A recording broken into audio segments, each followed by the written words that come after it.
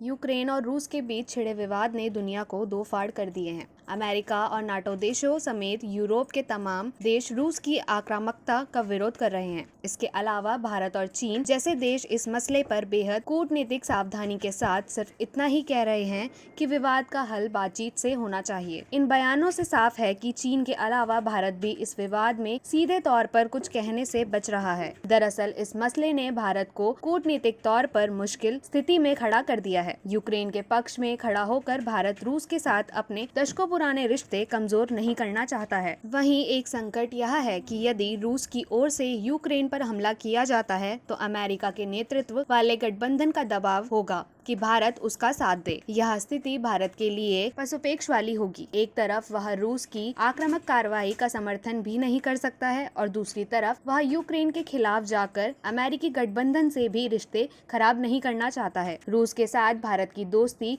Cold war के दौर की स्थिति में जाती दिख रही है। विदेश मंत्रालय के अफसरों का कहना है कि रूस विश्वसनीय और आजमाया हुआ साथी है। विदेश नीति के जानकारों ने बीते साल कोरोना संकट का जिक्र करते हुए कहा, जब भारत की स्थिति महामारी के चलते खराब थी तो अमेरिका से पहले रूस ने मदद का हाथ बढ़ाया था। भारत ने 2014 में भी किसी का पक्ष नहीं लिया था जब रूस ने क्रीमिया पर कब्जा जमा लिया था। यही नहीं, यूक्रेन की संप्रभुता को लेकर संयुक्त राष्ट्र सुरक्षा परिषद में पेश किए गए प्रस्ताव पर वोटिंग से भी भारत ने दूरी बना ली थी। हथियारों की खरीद भी रूस और भारत के मधुर रिश्तों की एक वजह है। भारत ने रूस के साथ S-400 मिसाइलों की खरीद के लिए डील की है, जिनकी आपूर्ति इसी महीने होनी है। ऐसे में एशिया के अपने सबसे अहम मित्र को भारत अलग नहीं रखना चाहता है। इसके अलावा पाकिस्तान भी कई सालों से रूस के करीब जाने की ताक में है। यह भी एक वजह है कि भारत इस मामले पर बोलने से बच रहा है।